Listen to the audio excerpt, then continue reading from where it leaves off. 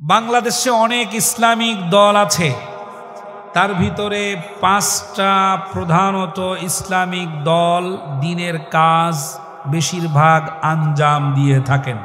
শুনতেছেন কথা? বাংলাদেশে অনেক ইসলামিক দল আছে, তার ভিতরে 5টি প্রধানত ইসলামিক দল এরা দিনের কাজ করে থাকে। 1 নাম্বার হলো দেওবন্দি ধারা, ঠিক আছে? 1 নাম্বার কি?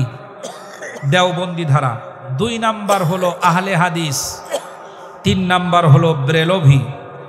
4 নাম্বার হলো জঙ্গি সংগঠন, যারা ওই যে বোম মাইরে ইসলাম কায়েম করতে চায়। আর 5 নাম্বার হলো বাংলাদেশ জামাতে ইসলামী, যারা নিজেরা গুতাগুতি করে দল বানায় 13টা 15টা 16টা 6টা। আমি তাদের হক বা বাতিল বলছি না, আপনি আপনার চিন্তায় চিন্তা করবেন। লম্বা গলায় কথা বলার আগে একটা প্রশ্নের জবাব দিতে পারবেন কি, নিজেরা এতগুলি দল বানাইলেন কেন? বাংলাদেশে একটা মাত্র ইসলামিক দল, অদ্যাবধি পর্যন্ত কোনো ফাটল নাই, গ্রুপিং নাই, দল নাই, সেটার নাম হলো বাংলাদেশ জামাত ইসলামী।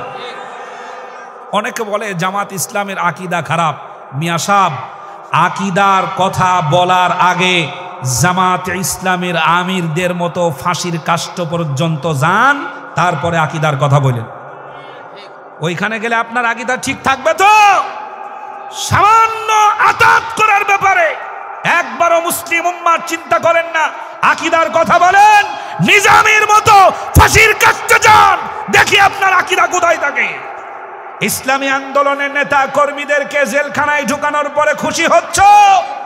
যদি ঐক্য করতে না পারেন, বাংলাদেশের সমস্ত ঘরানার ওলামায়ে কেরামদেরকে আহ্বান জানাই, আল্লাহর আয়াতের ভিত্তিতে উম্মতে মুহাম্মাদি হিসাবে ঐক্য যদি গড়তে না পারেন, আবার আমাবস্যার রাত আসবে এমন, যার শবে সাদিক আর 2 যুগেও হবে না। চ্যানেলটি সাবস্ক্রাইব করে আমাদের সঙ্গেই থাকুন। সম্মানিত ভাইরা, কোরআনুল কারীমের চাইতে শ্রেষ্ঠ কিতাব এই পৃথিবীতে আর নাই।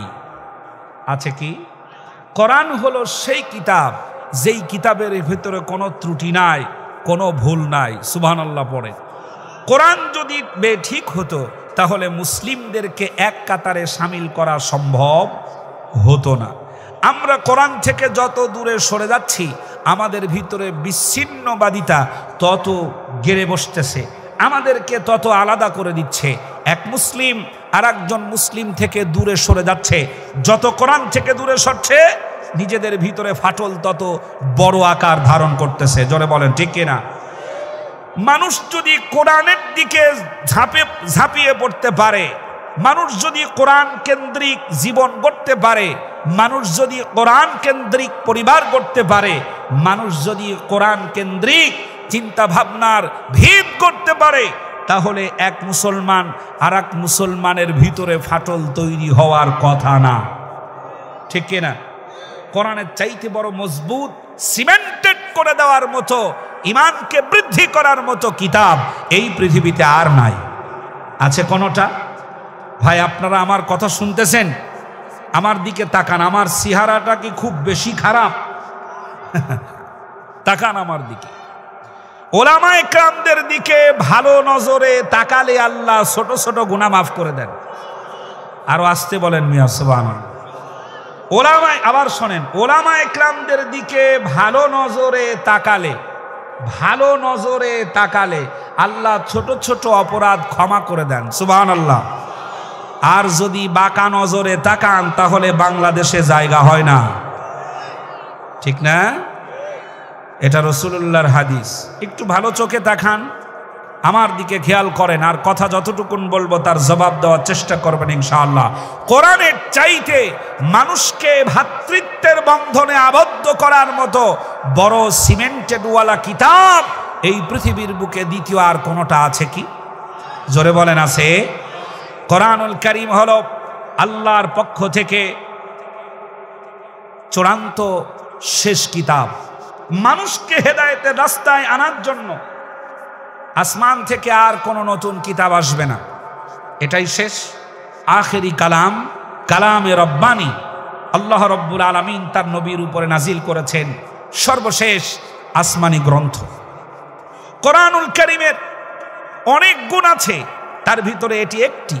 আল্লাহর কোরআন পৃথিবীর মানুষের কাছে অবিকৃত অবস্থায় সূর্যের আলোর মতো বিজয়ের গৌরব নিয়ে আজও দাঁড়িয়ে আছে এবং দাঁড়িয়ে থাকবে ইলা ইয়াউমাল কিয়ামা, কিয়ামত পর্যন্ত। সুবহানাল্লাহ।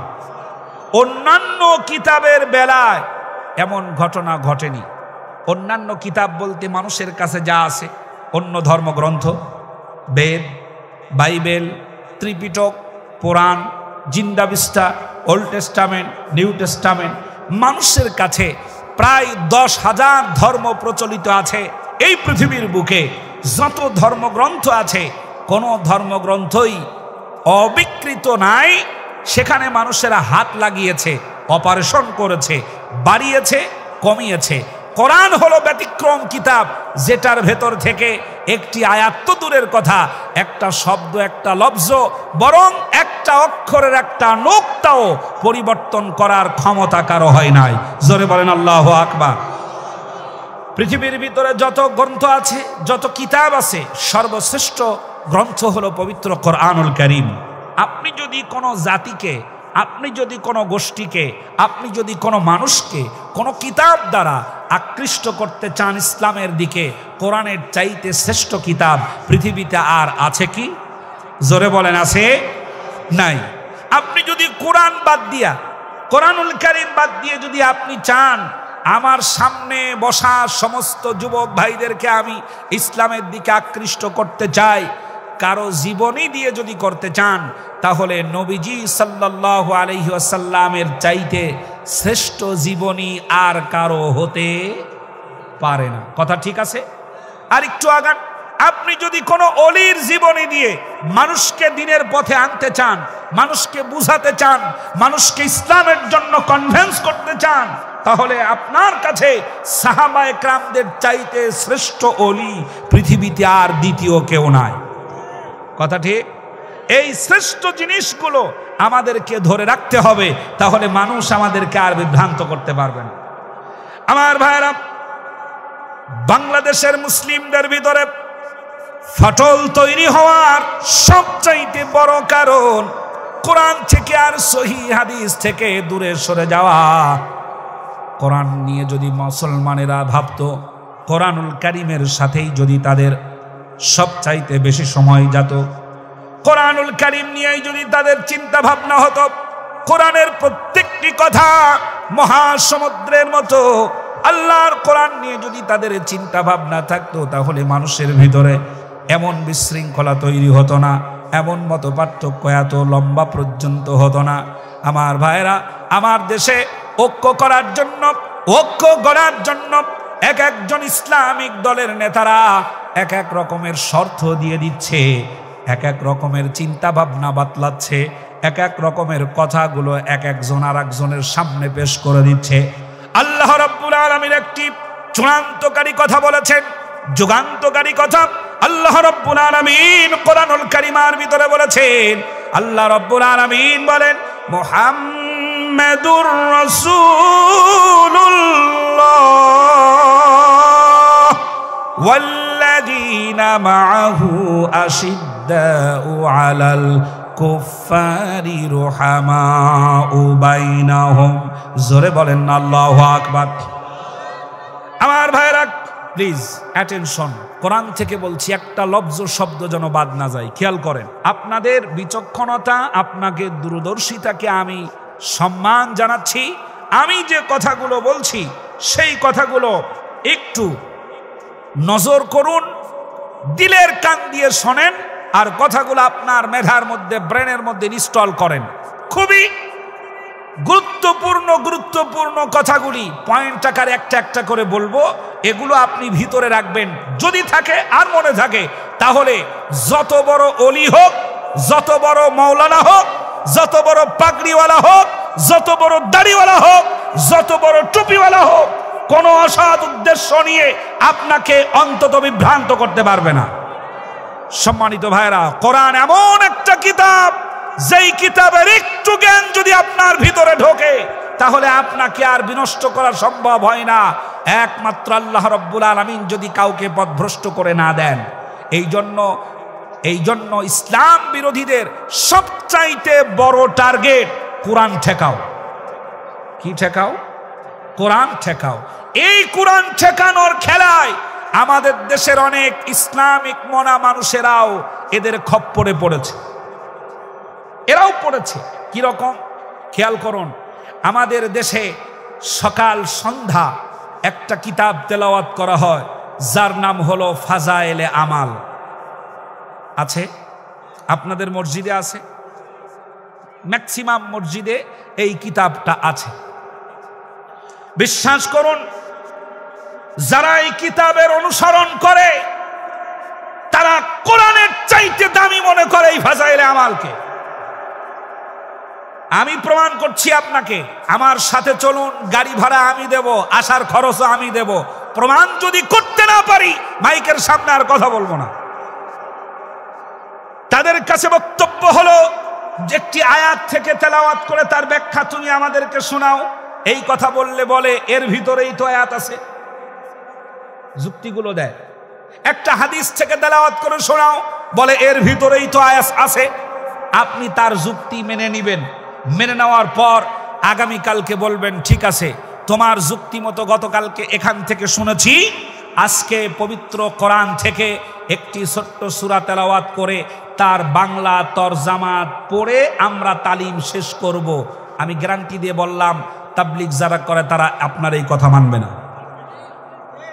কথা ঠিক?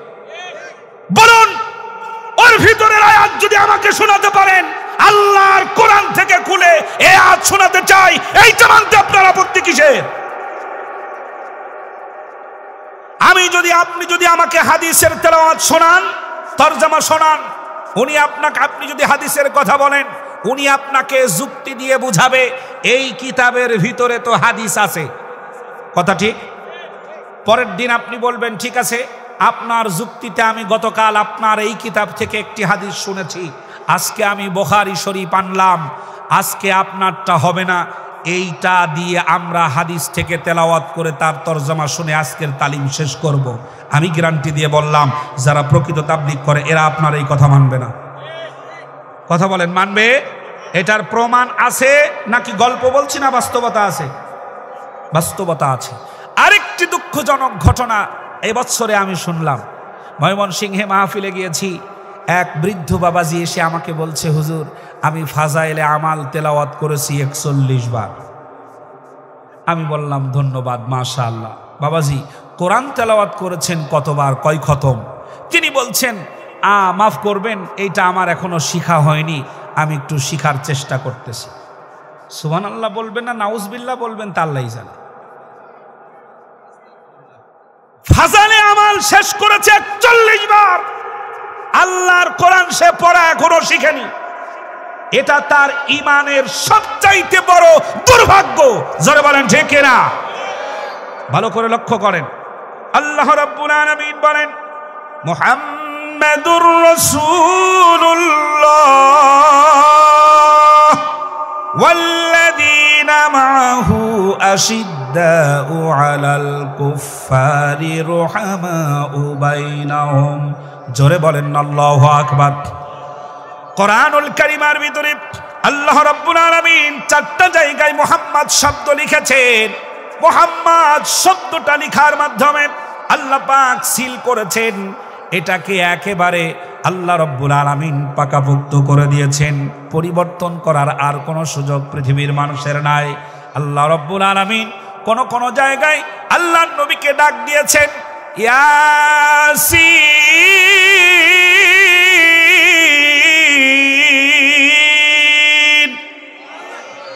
আল্লাহ রাব্বুল আলামিন তার নবীকে বাশার বলে ডাক দিয়েছেন, তার নবীকে ইয়াসিন বলে ডাক দিয়েছেন। কোরআনুল কারীমের অনেকটা জায়গায় আল্লাহ রাব্বুল আলামিন তার বন্ধুকে নানান রকমের নাম দিয়ে উপনাম দিয়ে ডেকেছেন। আল্লাহ নবীকে আল্লাহ পাক ডাক দিয়েছেন ইয়া আইয়ুহাল মুজাম্মিল। সুবহানাল্লাহ। আল্লাহর নবীকে আল্লাহ পাক ডাক দিয়েছেন ইয়া আইয়ুহাল মুদ্দাথির। জোরে বলেন আল্লাহু আকবার। আল্লাহ রাব্বুল আলামিন তার নবীকে অনেক নামে ডেকেছেন, কিন্তু 4টা জায়গায় মুহাম্মদ শব্দ আল্লাহ পাক ব্যবহার করেছেন। এটা যেন শুধু শব্দ নয়, এটা যেন একটা সিলমোহর আল্লাহ পাক সিল মেরে দিলেন পৃথিবীর বুকে। এই জমিনে আমার সৃষ্ট মানুষের ভিতরে একমাত্র মুহাম্মদ সাল্লাল্লাহু আলাইহি ওয়াসাল্লামের উম্মাত হলো তারা।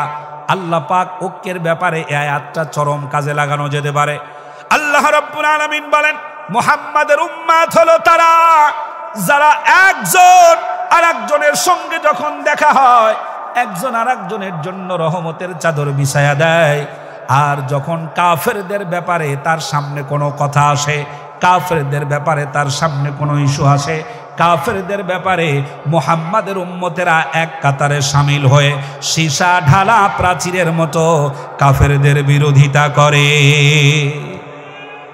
আমার কুড়িগ্রামের ভাইরা, আল্লাহর আয়াত থেকে যদি একটা শিক্ষা আমরা নিতে পারি, মুহাম্মদ তুমি যদি বলো হ্যাঁ আমি নামাজ পড়ি, হোক সে আহলে হাদিস, হোক সে তাবলীগের লোক, হোক সে সাদিয়ানির লোক, হোক সে নানান রকমের পীরের মুরিদ, যদি বলে আমি মুহাম্মদ সাল্লাল্লাহু আলাইহি ওয়াসাল্লামের উম্মত, আমিও মুহাম্মদ সাল্লাল্লাহু আলাইহি ওয়াসাল্লামের উম্মত, আল্লাহ রাব্বুল আলামিন বলেন তাহলে তোমাদের দুইজনের উপরে দায়িত্ব পড়ে যায়, একজনের জন্য আরেকজন ভালোবাসার চাদর বিছিয়ে দাও। তুমি অমুক পীরের মুরিদ আর আমি অমুক পীরের মুরিদ, এই জন্য তোমার সাথে আমার কোনো বন্ধুত্ব নাই। এই কথাটা চরম ভুল। আল্লাহ বলেছেন শুধু যদি বলে মুহাম্মাদের উম্মত আর সেও যদি দাবি করে মুহাম্মাদের উম্মত, তাহলে একজন আর একজনের সঙ্গে দেখা হলে পরে তোমাদের দায়িত্ব হয়ে যায় তুমিও ভালোবাসবে তাকে, সেও ভালোবাসবে তোমাকে। সাধারণ বিষয় নিয়ে মতানৈক্য থাকতে পারে নাকি পারে না? আপনি জুব্বা পরেন, আমি ফারা পাঞ্জাবি পরি, একটা সাধারণ পার্থক্য। আপনি পাঁচকলি টুপি মাথায় দেন, আমি গোল টুপি মাথায় দিয়েছি, আর একজন টুপি যে মাথায় দেয় না সেও যদি বলে আমি মুহাম্মাদের উম্মত, তাকেও আপনি ঘৃণা করে দূরে সরিয়ে দিতে পারবেন না। তার জন্য আপনার দায়িত্ব হলো রহমতের চাদর বিছিয়ে দেওয়া। আমার ভাইয়েরা, মুহাম্মাদের উম্মত নিজেদেরকে শত্রু ভাববে না, বরং কাফেরদেরকে শত্রু মনে করবে। এই আয়াতে কারিমা থেকে অনেক দূরে সরে গিয়ে আজকে মুহাম্মাদের উম্মতেরা একজন আর একজনের শত্রুতে পরিণত হয়েছে, যার ফলশ্রুতিতে নাস্তিক মুরতাদদের অধীনে লম্বা সময় ধরে নির্যাতন ভোগ করা লেগেছে। মুসলমানদের ভিতরে যত ফাটল হবে তাদের শক্তি তত দুর্বল হবে, মুসলিমদের শক্তি যত দুর্বল হবে কাফের বেঈমান মুরতাদদের শক্তি তত শক্তিশালী হবে। আর সেই শক্তিশালী, ওরা এতটাই শক্তিশালী হয়েছিল কোনোভাবেই তাদেরকে দুর্বল করা সম্ভব ছিল না। ঠিক কি না? আমার ভাইরা একটু খেয়াল করেন, একটু খেয়াল করেন, আমরা মার খেয়ে যাই কোথায়? ওরা সিদ্ধান্ত নিয়ে যুক্তি করে, আমার বাংলাদেশে তাবলীগ জামাত ছিল একটা, কয়টা? একটা।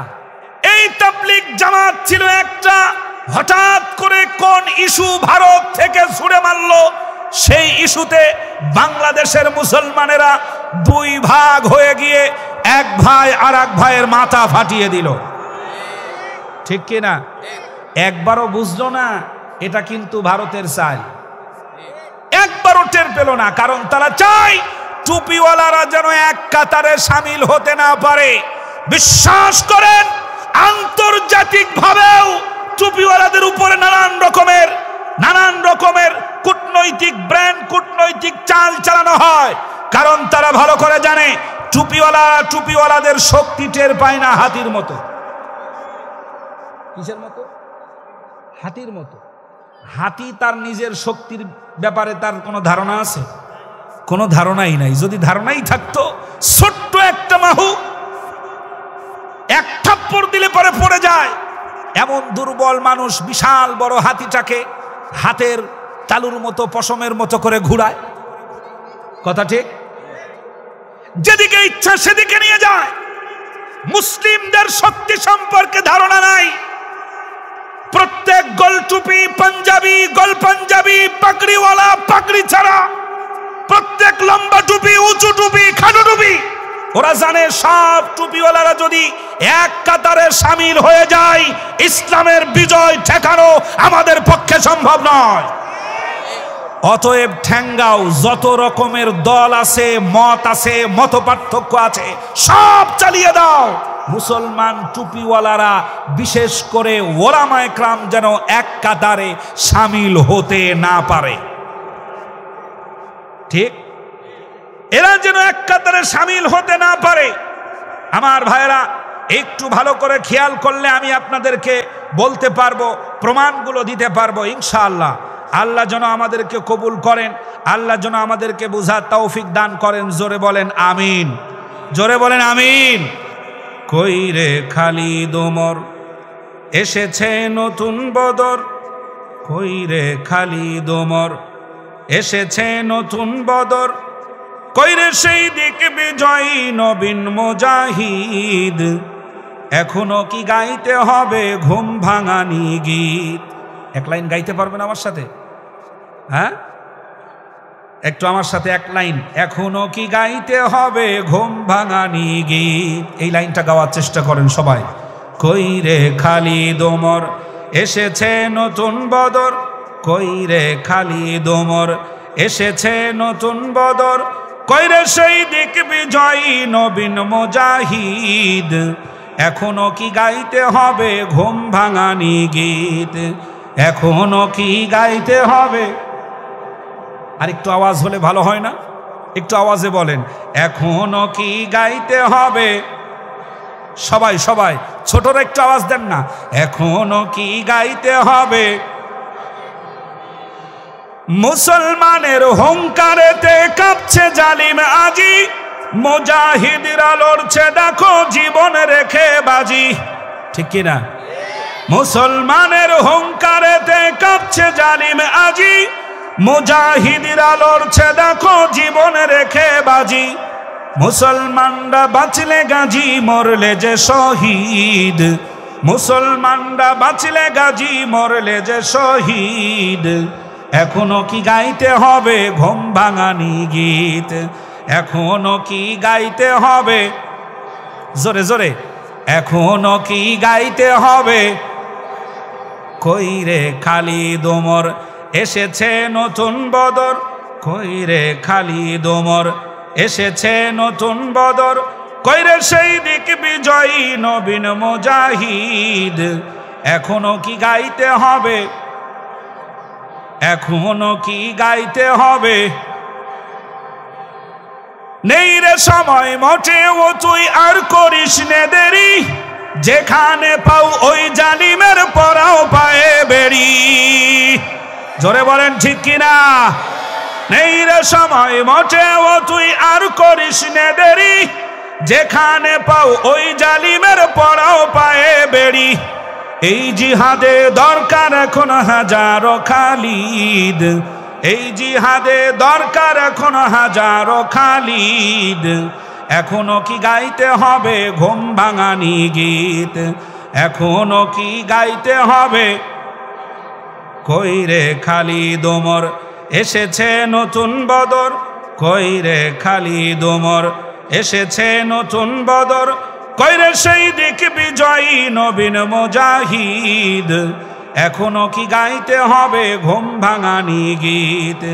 এখনো কি গাইতে হবে? একবার জোরে জোরে বলা যাবে কি মারহাবা? জোরে বলা যাবে কি মারহাবা? আমার ভাইরা, মুসলিমদের শক্তিটাকে দুর্বল করে দেওয়ার জন্য নানান রকমের বিভক্তি তৈরি করে দেওয়া, এটা অন ইসলামিক লোক যারা ইসলামটাকে যারা চিরতরে শেষ করে দিতে চায়, এটা তাদের চাল, এটা তাদের কৌশল, এটা তাদের খেলা।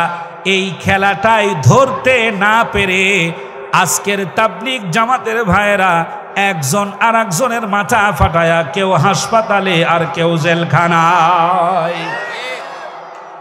আমার ভাইয়েরা, আল্লাহ রাব্বুল আলামিন কোরআনুল কারীমের ভিতরে সুন্দর করে বলে দিয়েছেন। আল্লাহ রব্বুল আলামিন সূরাতুল কসসের ভিতরে বলেন, তাসিম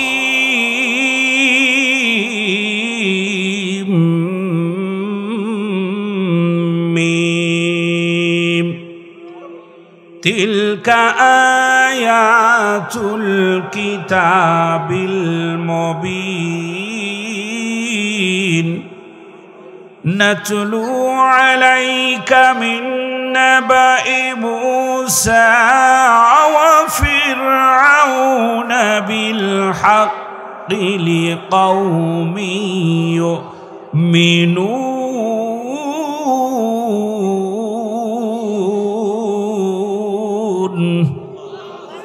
ইন্না ফিরআউনা আলা ফিল আরদি وجعل أهلها شيعا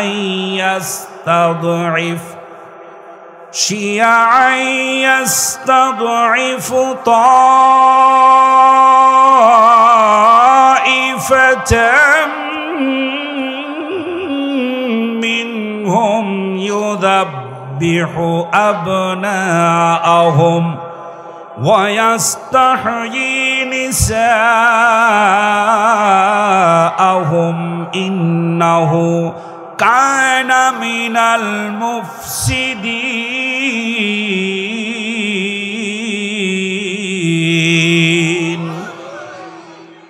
আল্লাহ রব্বুল আলামিন বলছেন সূরাতুল কসস।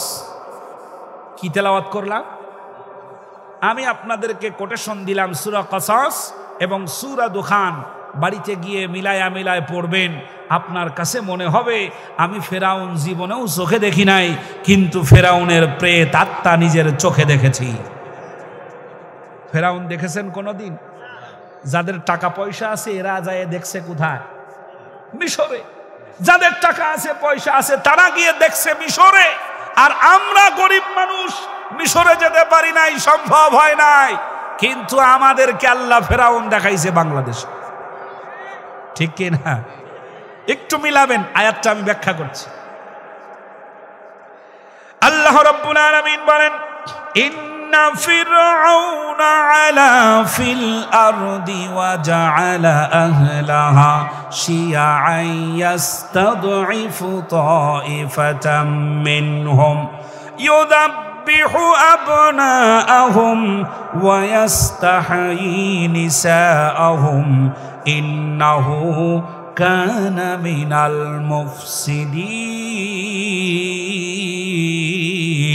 المفسدين আল্লাহ রাব্বুল আলামিন বলেন, ফেরাউনের আসল কাম ছিল নিজের অধীনস্থ প্রজা যারা তাদের সাথে বিদ্রোহ তৈরি করা। আর আল্লাহ রাব্বুল আলামিন বলেন ফেরাউনের আর একটা কাম ছিল নিজের অধিবাসী যারা, নিজের প্রজা যারা, নিজের এলাকার ভিতরে যত মানুষ তাকে রাজা মানে, বাদশাহ মানে, ওই মানুষগুলোকে সুকৌশলে বিভক্তি তৈরি করে দেওয়া, আলাদা তৈরি করে দেওয়া, ফাটল তৈরি করে দেওয়া, এক দলকে সম্মানিত করা আর এক দলকে অসম্মানিত করা, এক দলকে ইজ্জত দান করা আর এক দলকে পর্যদুস্ত করা। এটা ছিল ফেরাউনের রাজনৈতিক খেলা, ক্ষমতা ধরে রাখার সবচাইতে নিকৃষ্টতম কৌশল। এটা কার কৌশল ছিল? ফেরাউনের।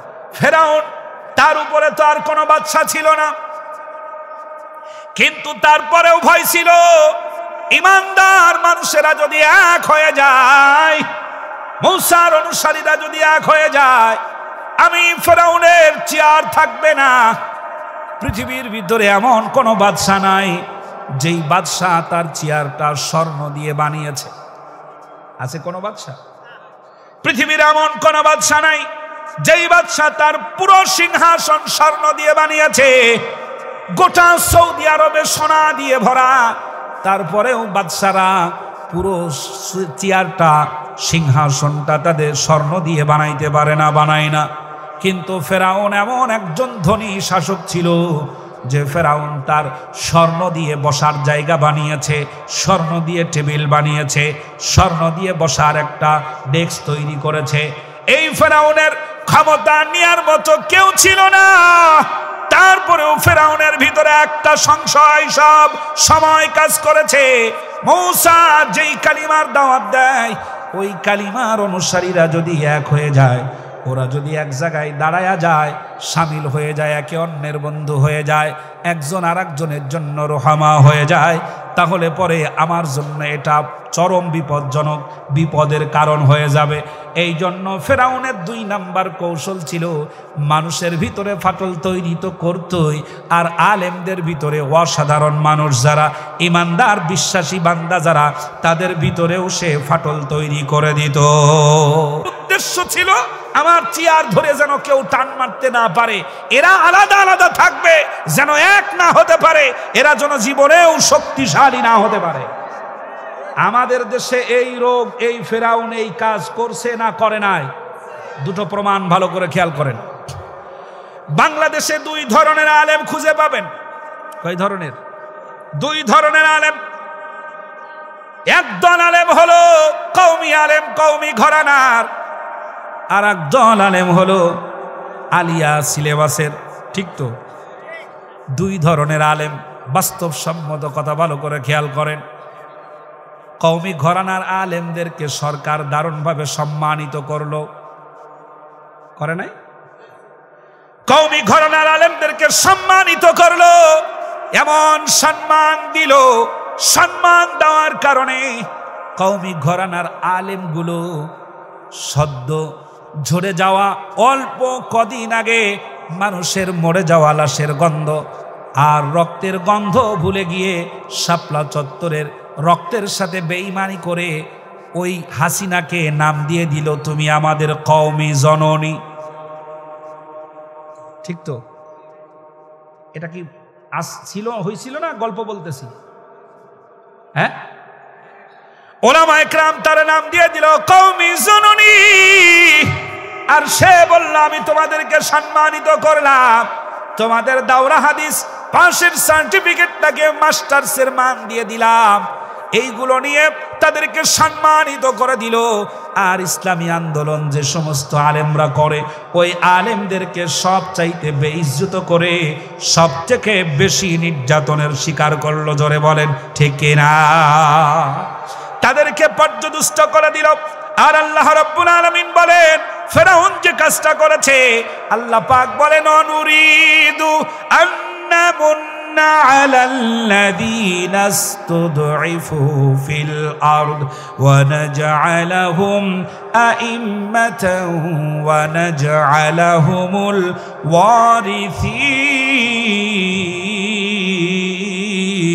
ওয়ারিসিন। আল্লাহ রাব্বুল আলামিন বলেন, আমি আল্লাহ পরিকল্পনা গ্রহণ করলাম, ফেরাউন যেমন মানুষদেরকে এক দলকে সম্মানিত করে আর এক দলকে পর্যদুষ্ট করে, অপমানিত করে, লাঞ্ছিত করে, ফেরাউনের নীতি অবলম্বন করে আমার দেশের লেডি ফেরাউনের প্রেতাত্মা একদল আলেমদেরকে সম্মানিত করলো, আর একদল আলেমদেরকে জেলখানার ভিতরে ঢুকায়া ঢুকায়া এক এক করে শেষ করে দিল। আল্লাহ রাব্বুল আলামিন বলেন, শুধু শেষই করলো না, মরার আগে, চলে যাওয়ার আগে পুরো দলটাকে নিষিদ্ধ ঘোষণা করে দিয়ে গেল। ঠিক কিনা? আল্লাহ রাব্বুল আলামিনের আয়াতের কি সুন্দর মিল খুঁজে পাচ্ছি। আল্লাহ বলেন, আমি পরিকল্পনা গ্রহণ করলাম, পৃথিবীর ভিতরে যাদেরকে পর্যদুষ্ট করা হলো, যাদেরকে অপমানিত করা হলো, যাদেরকে রাজাকার বানানো হলো, যাদেরকে অপরাধী বানানো হলো, যাদেরকে ফাঁসি দেওয়া হলো, যাদেরকে হাসপাতালে নিয়ে গিয়ে সুকৌশলে মেরে ফেলানো হলো, এত অত্যাচার যাদের উপরে করা হলো, আমি আল্লাহ রাব্বুল আলামিন পরিকল্পনা গ্রহণ করলাম, যাদের উপরে অত্যাচার করা হলো, ওই মানুষের হাতে আমি পৃথিবীর নেতৃত্ব তুলে দেব। পরিকল্পনাটা কার? পরিকল্পনাটা আল্লাহর। আল্লাহ পরিকল্পনা গ্রহণ করলেন, যাদেরকে অপমানিত করা হলো তাদেরকে আমি সম্মানিত করব, তাদেরকে নেতৃত্বের চেয়ারে বসায় দেব। জোরে বলেন সুবহানাল্লাহ। আল্লাহর পরিকল্পনা বাস্তবায়ন হতে যাচ্ছে, তা কি আমরা টের পাচ্ছি? টের পাচ্ছেন আপনারা? যাদেরকে সব থেকে বেশি অপমানিত করা হলো, স্বৈরাচারকে বিদায় করে দেওয়ার পর সেনা প্রধান সর্বপ্রথম যার নাম ধরে ডাকলেন তার নাম হলো ডাক্তার শফিকুর রহমান। অসুবিধা হচ্ছে আপনাদের? শুনতে খারাপ লাগছে?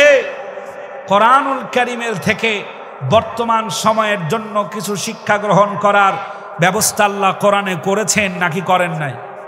করেছে না করেন নাই? করেছেন। কোরআনের অজ্ঞ আলেমদের কাছে কোরআন হলো সেই কিতাব যেই কিতাবের অর্থ বর্তমান সময়ের জন্য না। আমার ভাইরা এই ফাঁদে পা দিয়েছে আমার দেশের অজস্র আলেম, অজস্র পীর, অজস্র বুজুর্গ। খেয়াল করুন, খেয়াল করুন ভালো করে। আমি আমার কথা বলছি না। আমাদের দেশের সব থেকে ছোট আলেম, যার উপর অত্যাচার করা হয়েছে, অনেক রকম নির্যাতন করা হয়েছে, নাম তার রফিকুল ইসলাম মাদানী। শুনছেন? দেখছেন সাইজ কতটুকু? রফিকুল ইসলাম মাদানী। এই রফিকুল ইসলাম মাদানীকে রিমান্ডে নিয়ে গিয়ে ভাতের হোটেলের মালিক বিয়াদব হাউন আঙ্কেল, নাম কি? হাউন আঙ্কেল। এই হারুন, ডিবির প্রধান হারুন, এই ব্যক্তিটি বলল, হুজুর, বাংলাদেশে যে সকল হুজুরেরা গরম গরম কথা বলে তাদের নাম আমার সামনে একটু লিখে দেন, আমরা যাতে তাদেরকে ধরতে পারি। এই কথা বলার পর রফিকুল ইসলাম মাদানী সর্বপ্রথম যার নাম লিখল তার নাম হলো সরমনায়ের নায়েবে আমির হযরত মাওলানা মুফতি ফয়জুল করিম হাফিজাহুল্লাহ। তার নাম সে লিখল। আরো কয়েকজনের নাম লিখল। ডিবি হারুন নিজের কলম দিয়া, লাল কালি দিয়া ফয়জুল করিমের নাম সর্বপ্রথম এটা একেবারে কেটে দিল। যখন নাম কেটে দিল তখন জিজ্ঞেস করলেন, আপনি নাম কাটলেন কেন? উনি তো আমাদের চাইতে সব চাইতে গরম কথা বলে, পারলে পারে শেখ হাসিনার শাড়ি লুঙ্গি খুলে ফেলায়, এমন ভাবে কথা বলে। ডিবি হারুন বলছে, একে গ্রেফতার করা যাবে না, ভিতরে ঝামেলা আছে। আমি আমার কথা বলছি না। আপনার কাছে নাম্বার থাকলে আগামীকালকে এই মাওলানা রফিকুল ইসলাম মাদানীকে ফোন দেন, খোঁজ নেন, রিমান্ডে নিয়ে গিয়ে তাকে রিমান্ড করার পরে তার কাছে এই সাক্ষ্য নেওয়া হচ্ছে, বাংলাদেশে যারা গরম গরম কথা বলে তাদের নাম লেখো। উনি সর্বপ্রথম নায়েবে আমিরের নাম লেখার সাথে সাথে ডিবি হারুন বলছে তাকে কিছু বলা যাবে না, উনি যা কয় কোক। কারণ কিছু বুঝছেন? কিছু বুঝলেন? কাদেরকে শত্রু মনে করে আর মিত্র মনে করে? যাদেরকে মিত্র মনে করে, আল্লামা দেলোয়ার হোসেন সাঈদী রহমাতুল্লাহি আলাইহির একটা উদাহরণ বলি, খেয়াল করুন। আমাদের কুষ্টিয়াতে আখ চাষ করা হয়, আঞ্চলিক ভাষায় বলা হয় কুশের। আপনারা কি বলেন? হ্যাঁ, আখ, কুষার। এই কুষারের জমিতে, আখের জমিতে একজন আখ লাগাইছে। এই আখের জমিতে আর এক 3 চোর গেছে, একজন হিন্দু, আর একজন খ্রিস্টান, আর একজন মুসলমান। শুনতেছেন কথা? একজন হিন্দু, একজন খ্রিস্টান, একজন মুসলমান, 3 জনে বন্ধু। এই 3 জন মিলে গেছে এই কুশোরের কি বলে আপনার আখ ভাঙবে আর জনমের মতো খাবে। 3 জন মিলে বসে আখ ভাঙে আর খায়। জমিনের মালিক ছিল দুর্বল। দুর্বল থাকার কারণে সে চিন্তা ভাবনা করে দেখলো 3 জন যে শক্তিশালী, আমি যদি তাদেরকে তাড়া দেই অথবা তাদেরকে ধমক দিই, 3 জন মিলে যদি আমারে ধরে তাহলে আমি মালিকের অবস্থা একদম টাইট করে ফেলবে। সুতরাং দরকার নাই, কৌশল খাটালো। মালিক বলতেছে, ভাই তোমরা কি করো? হাজার হোক, যত শক্তি হোক, মালিকের গলা শুনলে চোরের তো ভয় একটু লাগে। বলছে, আর ভাই বলো না, খুব ইচ্ছা করতেছিল তোমার জমিন থেকে আখ ভেঙে খাচ্ছি আমরা। মালিক তখন বলছে, ভালো কথা, আখ ভেঙে খাচ্ছ, অসুবিধা নাই। শোনো, উনি মুসলমান, উনি আমার ধর্মের ভাই। সুবহানাল্লাহ। উনি মুসলমান, উনি আমার ধর্মের ভাই। উনি খ্রিস্টান আহলে কিতাব, ও আমার ভাই, ও আমার কাছেরই মানুষ। কিন্তু তুই বেটা মুশরিক, তুই হিন্দু, তুই বেটা মালউন, তুই মালায়নের বাচ্চা মালায়ন, কেন তুই আমার জমিনের আঁখ ভাঙলি বল। দুইজন খুশি, মুসলমানও খুশি, খ্রিস্টানও খুশি, আমারে কিছু বলবে না রে। মালিক এবার একজনকে আলাদা করে নিয়ে ওই আঁখ দিয়া জনমের মতো পিটাইছে, পিটায়া তারে একেবারে শুয়ায়া ফেলাইছে।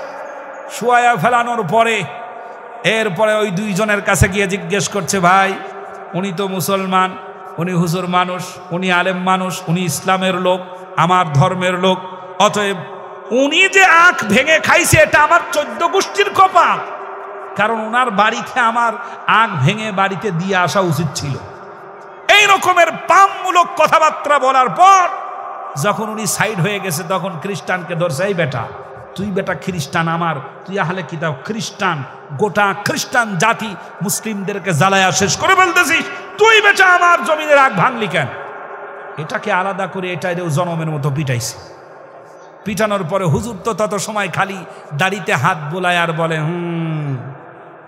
আমি বাইসা গেছি। আমাদের দেশে এরকম কিছু মাওলানা, কিছু মুফতি চার দোকানে পাওয়া যায় না?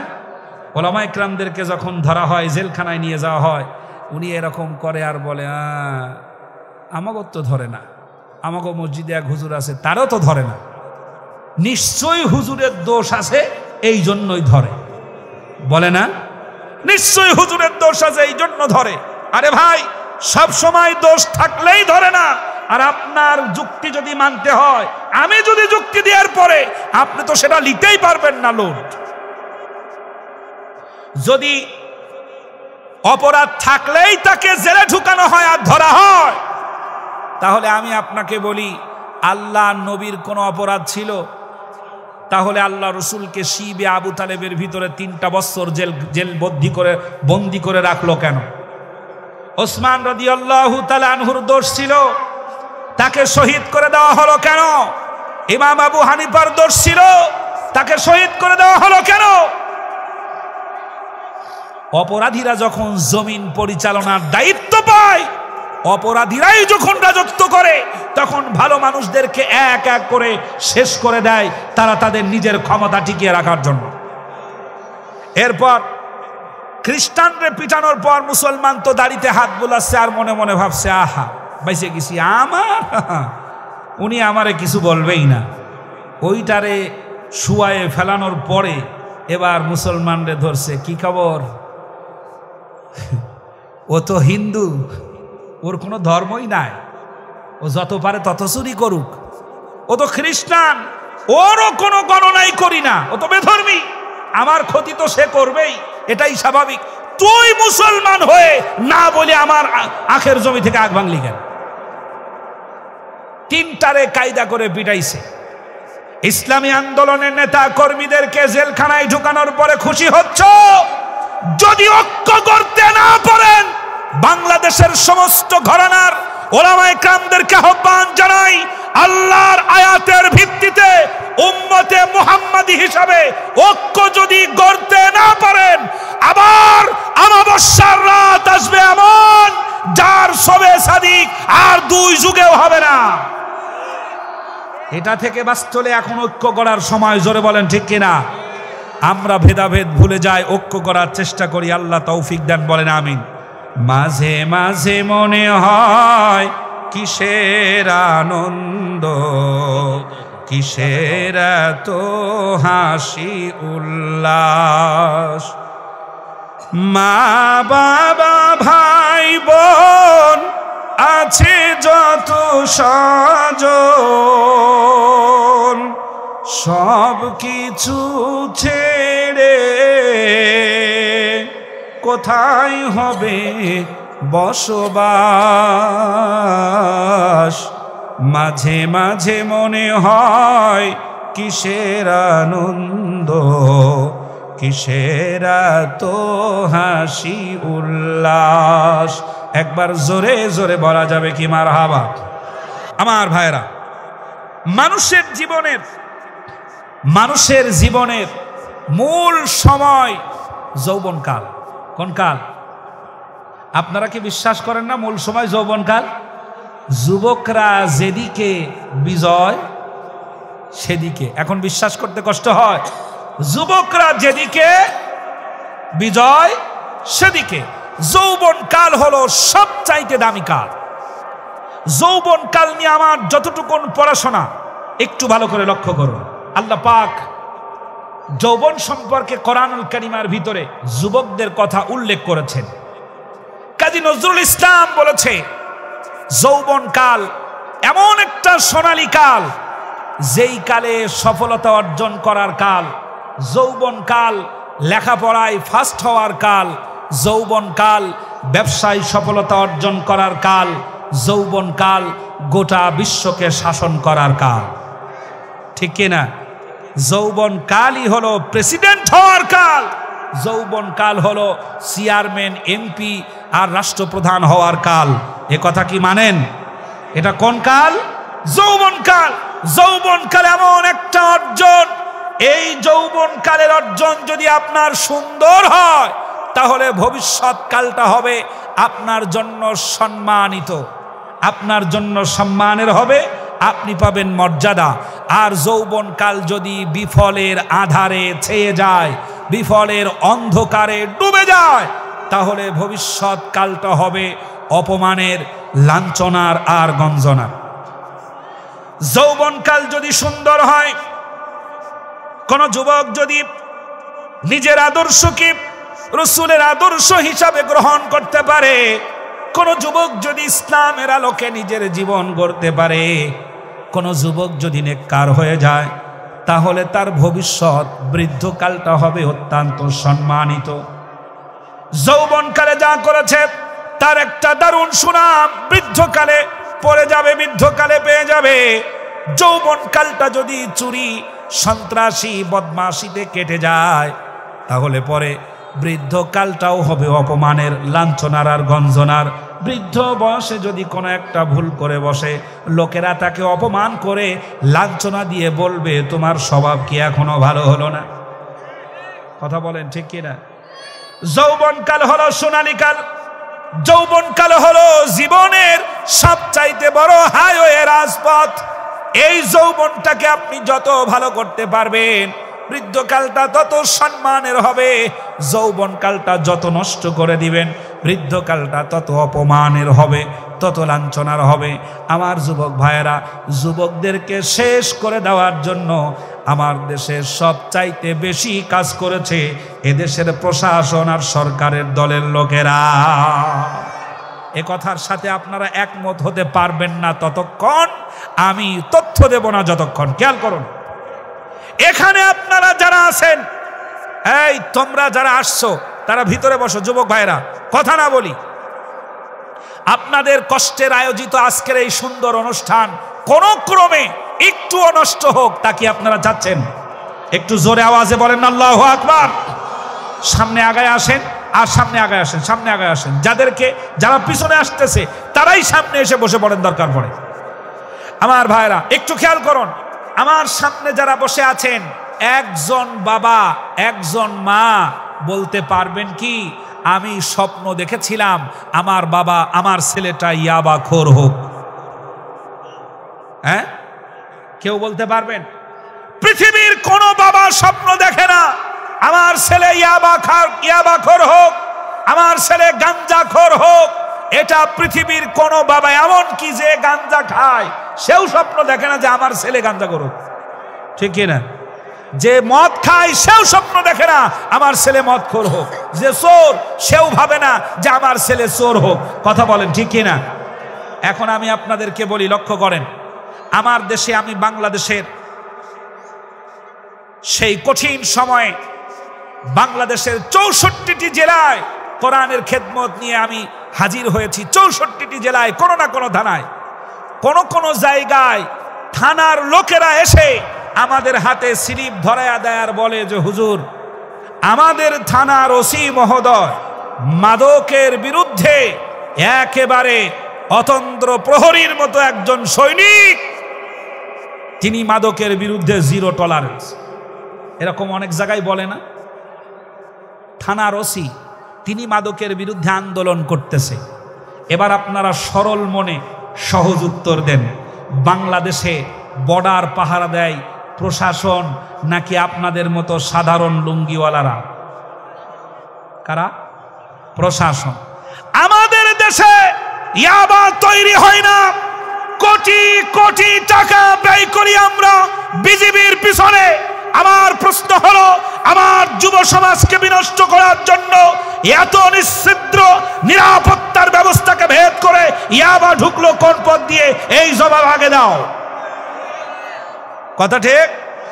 আমার দেশের এই নাগেশ্বরী থানার বিগত ওসি যারা ছিল, দায়িত্বে যারা ছিল, কোথায় মদ আছে, কোথায় ধান্দা হয়, কোথায় চোর আছে, কোথায় গাঞ্জা বিক্রি হয়, কোথায় ইয়াবা বিক্রি হয়, এটা তারা জানতো নাকি জানতো না?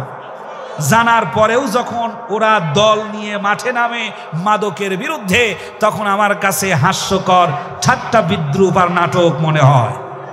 কথা বলেন ঠিক কিনা? আমার দেশের যুব সমাজকে বিনষ্ট করার জন্য এরাই সর্বপ্রথম দায়ী। আমার বাড়ি কুষ্টিয়া, আমার বাড়ি কুষ্টিয়া কুমারখালী থানা। এই কুমারখালী থানায় সবচাইতে বেশি ব্যবহার হয় গাঞ্জা। কি? তার একটা জায়গা হলো নির্দিষ্ট, সেটার নাম হলো লালন সার আখড়া। কেউ গেছেন কখনো? আমি একবার লালন সার আখড়ায় ছেলে মেয়েদেরকে নিয়ে গেছি, তখন বন্ধ, সবার অনুষ্ঠান না, বাচ্চাদেরকে সময় পায় না, বাচ্চাদেরকে নিয়ে গেছি শহরে। কিছু কেনাকাটা করার পর ওরা বলছে ওখানে গিয়ে ফুচকা খাবো। ছোট্ট মেয়ে, আমার একটা মেয়ে একটা ছেলে, ছোট ছোট একেবারে, ওদেরকে নিয়ে গেছি ওখানে। সব কিছু শেষ করার পর যখন গাড়িটা পার্কিং থেকে বের করে নিয়ে আমি বাড়ির দিকে রওনা হচ্ছি, তখন দেখি আমার ড্রাইভার বলছে, ভাই এইদিকে একটু তাকান। তাকাইলাম, কয় কি কি কি দেখাইতে চাও? ও তখন বলছে, দেখেন ওখানে কত সুন্দর করে লেখা ধূমপান নিষেধ। আমি জিজ্ঞেস করলাম যে ওখানে যে ধূমপান নিষেধ লেখা, ওর ভিতরে কি আছে তুই জানিস? কয় না, তো ভিতরে কি আছে তা তো জানি না। আমি বললাম, কয়েক হাজার টন গাঞ্জা আছে ওই একটা ঘরের ভিতরে। সর্বনাশ। কয় যেই ঘরে গাঞ্জা, ওই ঘরের সামনে লেখা আছে এখানে ধূমপান নিষেধ।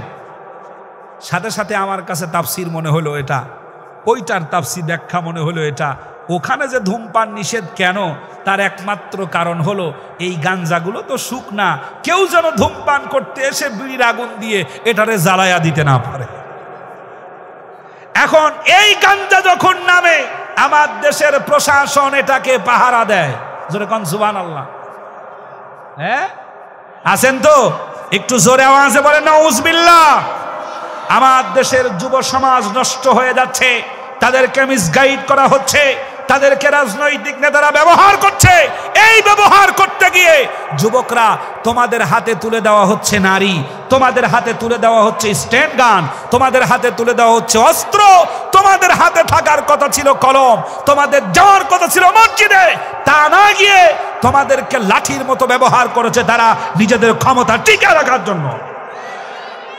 এইটা যুবকেরা বুঝতে পারে নাই। সামান্য কিছু টাকা আর সামান্য কিছু সুখ সামগ্রী পাওয়ার পরে ভুলে গেছে তার নিজের অস্তিত্বটাকে। ঠিক কিনা? যুবকেরা আজ কত রঙের ঢঙের পথে পা বাড়াইছে, কত পথে পা বাড়িয়েছে।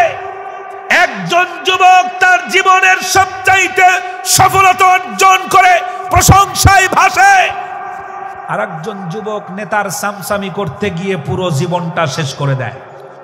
ঠিক না? চুলের কাটিং। যুবক এখন বলছে, হুজুর আমি ইয়াবাও খাই না, গাঞ্জাও খাই না, মাঝে মধ্যে একটু বিড়ি খাই, সেটাও বাদ দিয়ে দিছি। এখন একটার ভিতরে আসি, সেটার নাম হলো স্টিক। সেটা কি? কই সেটা হচ্ছে বিড়ির ভিতরে, সিগারেটের ভিতরের যে মালপত্র আছে সব বের করে ফেলে দিয়ে ওর ভিতরে গাঞ্জা ঢুকায়া বানাইছি, ওটার নাম হলো স্টিক। এইটা টান দেয়, জনমের মতো টানে। টান দেওয়ার সাথে সাথে মাথা ঘুরে যায়। ও তখন নিজের ভিতরে থাকে না, নিজেকে একটু রাজা রাজা ভাব মনে হয়, বাদশা বাদশা মনে হয়। কি যুবকেরা আছে নাকি এটা? হ্যাঁ, সর্বনাশ করছে। আর টান দেয় আর মনের সুখে গাইতেছে। রাস্তা দিয়ে যাওয়ার সময় সবাইরে সরতে সরতে বলতে বলতে গাছের সামনে গিয়ে জিজ্ঞেস করে, এই বেটা তুই রাস্তার মাঝখানে দাঁড়ানো কেন? ও এমন অবস্থা হয়ে যায় পুরো বিল্ডিং একাই সরায় ফেলবে, কারণ ও তো আর মানুষ নাই, ও হয়ে গেছে রাজা বাদশাহ। ডাক দিচ্ছে, টান দিচ্ছে আর বলতেছে, এক টানেতে যেমন তেমন, দুই টানেতে মজা, তিন টানেতে উজির নাজির, চার টানেতে রাজা। আমি খাজার প্রেম ভিখারি, প্রেমের গাঞ্জা খায়, যত টানি ততই মজা, আনন্দে ধোয়া ওড়ায়। লাকলকে ইলা গাজা দিলাম একবার সাজিয়া, বিসমিল্লাতে আগুন দিয়া, আল্লাহতে দম কষিয়া। ওরে হুদ যখন পৌঁছিয়ে যায়, আমি আমার ভুলে যাই, আমি খাজার প্রেম ভিখারি, প্রেমের গাঞ্জা খাই। জনমের টানা টানতে টানতে টানতে হয়রান হয়ে যায়, চুল চলে গেছে গর্তের ভিতরে। এই ছেলেটার অবস্থা এমন, শরীর নাই, একেবারে চ্যাংচ্যাঙা ল্যাংল্যাঙা, ধাক্কা মারলে পড়ে যায়। শুধুমাত্র এমপি সাহেবের সাথে একটু ঘোরাফেরা ছিল বলে ওর জ্বালায় এই আপনাদের দক্ষিণ রামখানার অনেক মুরব্বীরা পর্যন্ত অস্থির, ঠিক না? ওর পাওয়ার ছিল আলাদা। মিয়া তুমি আমার সাথে কথা বলো, তুমি আমার পাওয়ার জানো? হাত এখান থেকে উঁচু করলে সোজা নাগেশ্বরী থানায়। এরকম ছিল নাকি ছিল না? যুবকেরা, তোমার যৌবন কাল হলো সবচাইতে দামি কাল। তোমার এই যৌবন কালটা যদি সম্মানের হয়, তোমার বৃদ্ধ কালটা হবে সম্মানের। তোমার এই যৌবন কালটা যদি সফলতার হয়, তোমার বৃদ্ধ কালটা হবে ইজ্জত পাওয়ার কাল। আজ যদি তোমার যৌবন কালটা বিফলতার হয়, অন্ধকারের হয়, তোমার যৌবন কালটা যদি খারাপ পথের হয়, বৃদ্ধ কালটা হবে অপমানের, লাঞ্ছনার আর গঞ্জনার। লোকেরা তোমাকে দেখবে আর বলবে, চাচা স্বভাব এখনো পাল্টাও নাই। কি কথা ঠিক? আর যদি যৌবন কালটা সম্মানের হয়, তাহলে বৃদ্ধ বয়সে ভুল করলেও লোকেরা তোমাকে সম্মানের সাথে বলবে, বাবাজি যৌবন কালের অনেক সফলতা আছে, তাকে কিছু বলো না, বুড়ো হয়ে গেছে, এখন তো অবস্থা এমন হবে। জোরে সম্মান দেবে নাকি দেবে না? সম্মান যদি পেতে চান, যুবকদেরকে বলবো, চলে যান মসজিদে, আল্লাহর কোরআন পড়েন, রসুলের হাদিস পড়েন, ঘরের ভিতরে নিয়ে যান চরিত্র গঠনের মৌলিক উপাদান, ঘরের ভিতরে নিয়ে যান ইকামতে দ্বীন, ঘরের ভিতরে নিয়ে যান রিয়াদুস সালিহিন, ঘরের ভিতরে নিয়ে যান তাফহিমুল কোরআন, ঘরের ভিতরে নিয়ে যান তাফসিরে জালালাইন, ঘরের ভিতরে ছোট্ট একটা লাইব্রেরি বানায়া ফেলেন, যেখান থেকে আপনি বই নিবেন, সকালে পড়বেন আর বিকেলে পড়বেন। একদিন অবশ্যই হেদায়েতের আলো এই বইগুলোই আপনাকে দেখায় দেবে। যুবকেরা রাজি আছেন তো ইনশাআল্লাহ? এই সমাজে কি মদ চলে? হ্যাঁ, এই সমাজে কি মদ চলে? দক্ষিণ রামখানায় গাঞ্জা চলে। মাদক দ্রব্যের বিরুদ্ধে থাকব, মাদক সেবন করব না, এই রকমের সিদ্ধান্ত নেওয়ার মতো সাহসী কেউ আছে?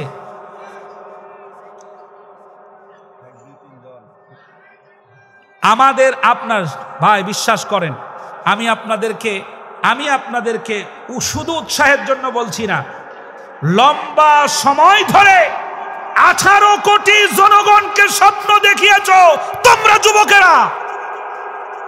18 কোটি জনগণকে শুধু নয়, গোটা বিশ্বকে স্বপ্ন দেখিয়েছ তোমরা। বাংলাদেশের আবু সাইদের দলেরা শুধু বাংলাদেশের মানুষকে স্বপ্ন দেখায় নাই, গোটা পৃথিবীর মানুষকে স্বপ্ন দেখিয়েছে। তার ধারাবাহিকতায় আমি তোমাদেরকে বলি, মাজলুমদের বিজয় হয়েছে প্রথম শ্রীলঙ্কায়, এরপরে বিজয় হয়েছে বাংলাদেশে, তারপরে বিজয় হয়েছে সিরিয়ায়, এরপরে বিজয় হবে ভারতের লাল কেল্লা সহ প্রত্যেকটি জায়গায় মাজলুমেরা বিজয় হবে। এরা যতদিন বেঁচে থাকবে, যুবকদের মাথার উপরে নিরাপত্তার ছায়া পড়তে থাকবে। সুবহানাল্লাহ। আমার কাছে মনে হয় আমার দেশে বেয়াদব তৈরি হয়েছে সেই দিন থেকে, যেই দিন থেকে আমাদের বাবারা বলেছে চাচাদেরকে, ছেলে আমার শাসন করার তুই কেডা? কথা বুঝতেছেন? ছেলে আমার শাসন করার তুই কে? আগে আমাদের চাচারা আমাদের শাসন করে নাই? বাবা নাই, মুরব্বীরা জবাব দেন, বাবা বাড়িতে না থাকলে চাচা মারে নাই ধরে? কান ধরে থাপ্পড় দিয়েছে বেয়াদবি করলে, কি কথা ঠিক? চাচা শাসন করেছে। আমাদের দেশে বেয়াদব সেদিন থেকে তৈরি হয়েছে ঘরে ঘরে, যেই দিন থেকে বাবারা বলেছে এই ছেলে আমার শাসন করার, তুই কে? চাচার যদি শাসন করার অধিকার থাকতো ভাইস্তে এত খারাপ হতো না। সম্মানিত ভাইরা, সম্মানিত ভাইরা, এজন্য আমি আপনাদেরকে এই আপনার দক্ষিণ রামখানার সব যুবকদেরকে বলবো, অন্তত পক্ষে আপনাদের এই গ্রামে যেখানে মাদ্রাসা আছে, এত বড় একটা মাদ্রাসা, এত মসজিদ আছে, যারা আপনারা মসজিদ বানিয়েছেন, আপনাদেরকে বলবো আপনারা মসজিদ কেন্দ্রিক, মাদ্রাসা কেন্দ্রিক একটা টিম গঠন করেন। দক্ষিণ রামখানায় আমরা আর মাদক সেবন করব না, সেবন করতে দেব না। আমার এই দাবিতে একমত আছেন যারা, হাত তুলে আল্লাহু আকবার বলবেন তারা। হাত উঁচু করা দেখে ভালো লেগেছে, একটু জোরে আওয়াজে বলা যাবে কি আল্লাহু আকবার? একটু জোরে আওয়াজে বলা যাবে কি আল্লাহু আকবার? সম্মানিত ভাইরা, এই সমাজটাকে আরো সুন্দর করে ইসলামিক সমাজ গড়ার জন্য কাজ করবেন। আপনাদের পাশে সহযোগিতা করবে প্রশাসন। যে প্রশাসন সহযোগিতা করবে না তার নাম ঠিকানা সহ আপনারা আমাদের কাছে পাঠিয়ে দেবেন। কারণ জনগণের স্বার্থে যদি কোনো প্রশাসন কাজ না করে তাহলে তার চাকরি করার দরকার নাই, চাকরি ছেড়ে দিয়ে বাড়ি গিয়ে ছাগল পালুন। সামসামি করার দিন শেষ, ঠিক কিনা? কথা ছিল অনেক, সময় নাই, আবার কোনোদিন দেখা হলে কথা বলবে ইনশাআল্লাহ। আলহামদুলিল্লাহ, সবাই দুরূদ শরীফ পড়েন। কথা বন্ধ করুন প্লিজ বন্ধুরা, যুবক বন্ধুরা, আপনারা চাইলেই হয়, কথাটা বন্ধ করেন, হয়ে যাবে। আল্লাহুম্মা সাল্লি আলা মুহাম্মাদি ওয়া আলা আলি মুহাম্মাদ কামা সাল্লাইতা আলা ইব্রাহিম ওয়া আলা আলি ইব্রাহিম ইন্নাকা হামিদুম মাজিদ। আল্লাহুম্মা বারিক আলা মুহাম্মাদিন ওয়া আলা আলি মুহাম্মাদ কামা বারাকতা আলা ইব্রাহিম ওয়া আলা আলি ইব্রাহিম ইন্নাকা হামিদুম মাজিদ। আলহামদুলিল্লাহ, আলহামদুলিল্লাহ। আল্লাহ পাক যেন আজকের আয়োজন কবুল করেন, বলেন আমিন। সম্মানিত ভাইরা, প্লিজ অ্যাটেনশন প্লিজ, এই বন্ধুরা একটু খেয়াল করেন। আমি আপনাদেরকে একটি তথ্য দিয়ে মোনাজাত করব, সেটা হলো এই, বাংলাদেশে অনেক ইসলামিক দল আছে, তার ভিতরে 5টা প্রধানত ইসলামিক দল দিনের কাজ বেশিরভাগ আঞ্জাম দিয়ে থাকেন। শুনতেছেন কথা? বাংলাদেশে অনেক ইসলামিক দল আছে, তার ভিতরে 5টি প্রধানত ইসলামিক দল, এরা দিনের কাজ করে থাকে। 1 নাম্বার হলো দেওবন্দি ধারা, ঠিক আছে? 1 নাম্বার কি? দেওবন্দি ধারা। 2 নাম্বার হলো আহলে হাদিস। 3 নাম্বার হলো ব্রেলভি। 4 নাম্বার হলো জঙ্গি সংগঠন, যারা ওই যে বোম মাইরে ইসলাম কায়েম করতে চায়। আর 5 নাম্বার হলো বাংলাদেশ জামায়াতে ইসলামী। প্লিজ একটু খেয়াল করেন। দেওবন্দিদের দাবি হচ্ছে আমাদের চাইতে ভালো আর কেউ নাই, বাকি সব উল্টাপাল্টা, আমরা ঠিক আছি। দেখুন, দেওবন্দিদের ভিতরে গ্রুপ আছে 13টা। কয়টা? 13টা।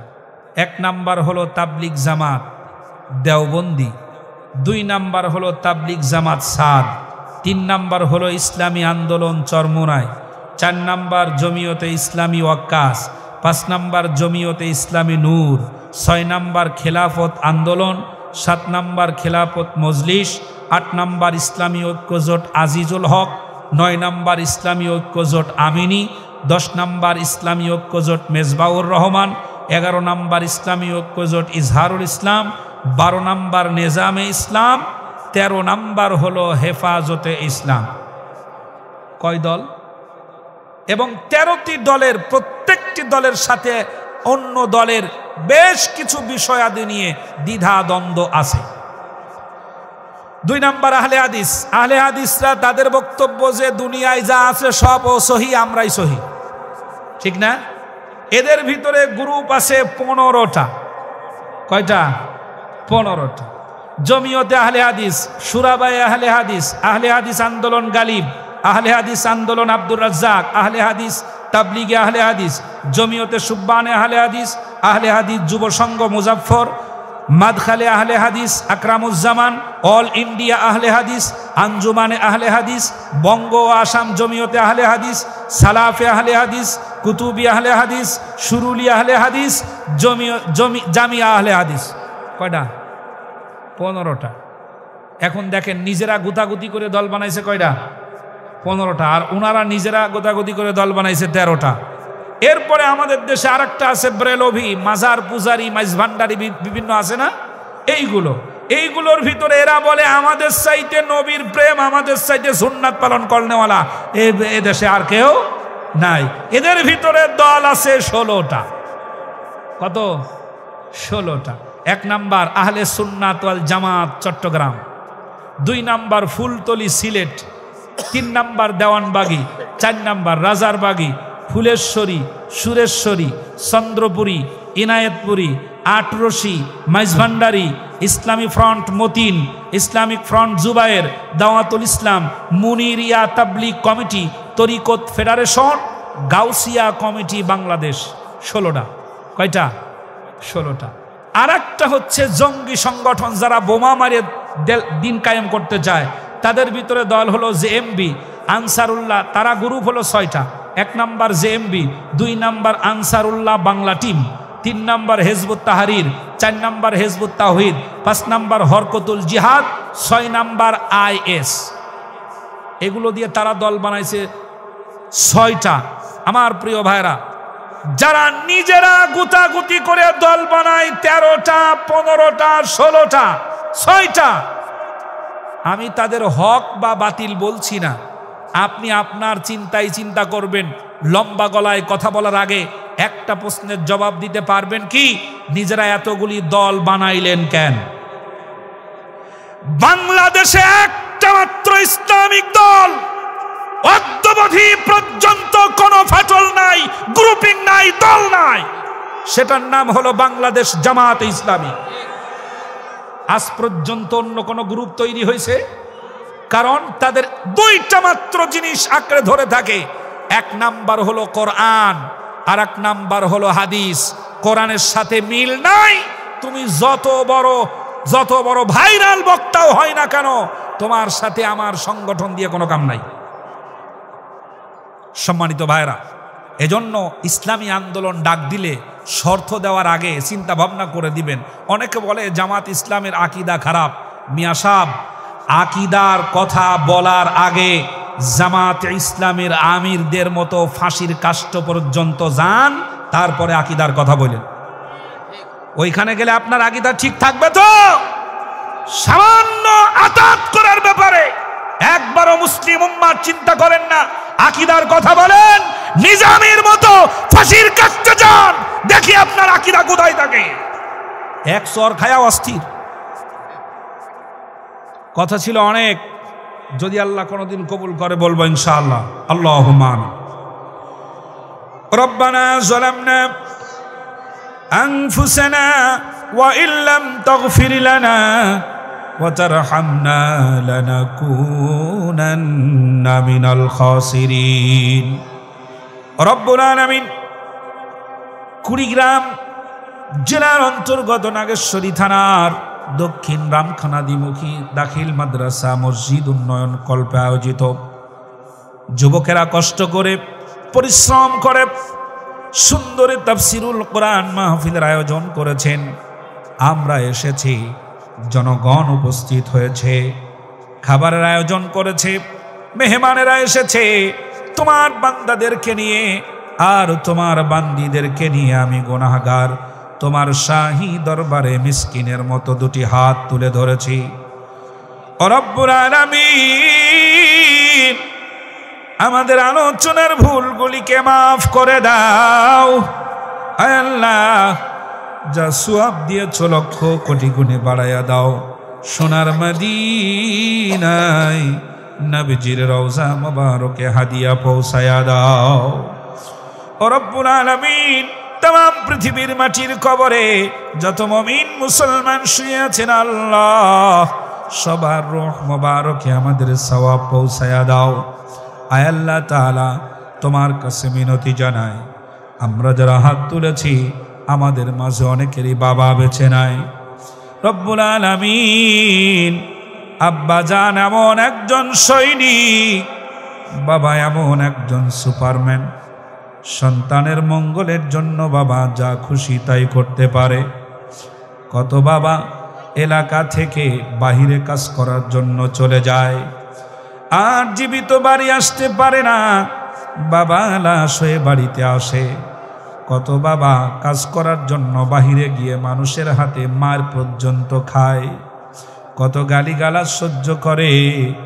बाबा जान तार हृदय जमिने सबगुलो दाफन करे देय, कखनो सन्तानके जानते देय ना, बाड़ीर फैमिलिर लोकदेरके जानाय ना। ओ रब्बुल आलामीन, बाबा एमन एकजन सुपार हिरो, गायेर रक्त पर्यन्त सन्तानेर जन्य बिक्री करे देय।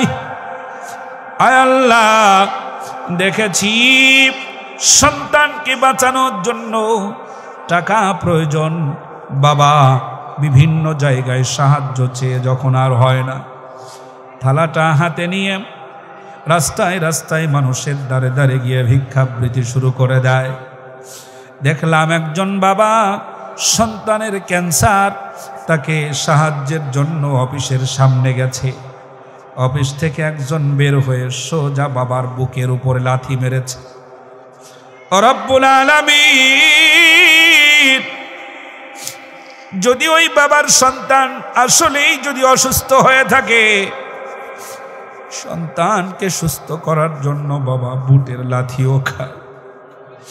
আয় আল্লাহ তাআলা, বাবা চলে গেছে দুনিয়া থেকে, কত আদর কত স্নেহ কত ভালোবাসা দিয়ে চলে গেছে।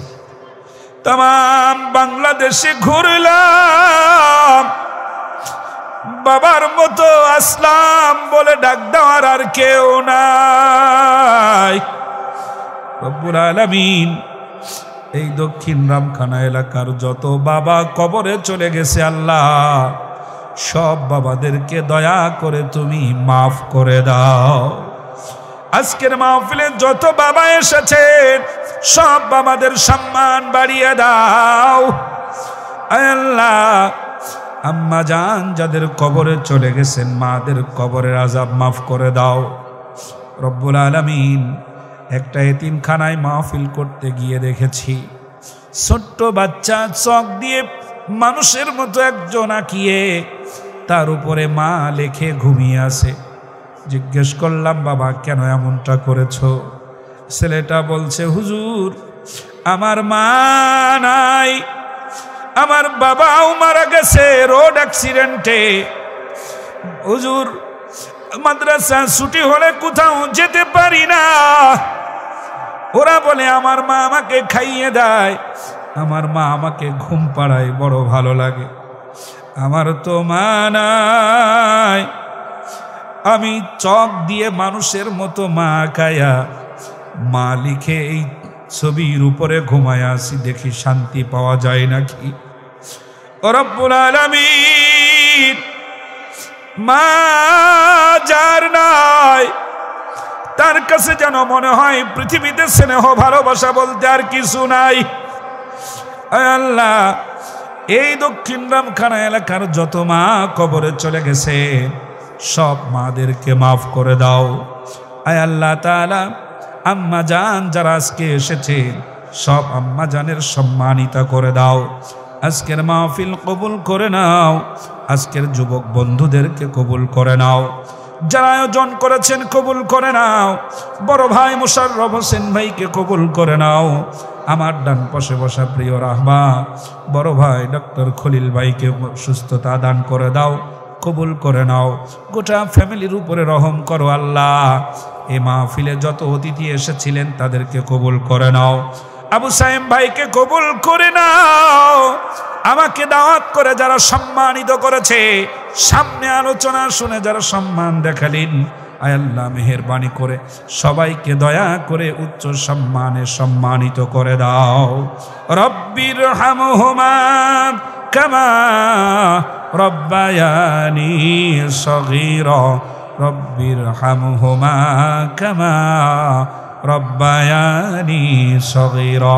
রব্বুল আলামিন কবে কখন কোন সময় যেন কার সামনে আজরাইল এসে যায়, কবর নামক গর্তটি পায়ের নিচে পড়ে যায়, তোমার কাছে মিনতি, জান কবজের সময় আমাদের জবান দিয়ে জারি করে দিও লা ইলাহা ইল্লাল্লাহু মুহাম্মাদুর রাসূলুল্লাহ সাল্লাল্লাহু আলাইহি ওয়াসাল্লাম। আসসালামু আলাইকুম ওয়া রাহমাতুল্লাহ।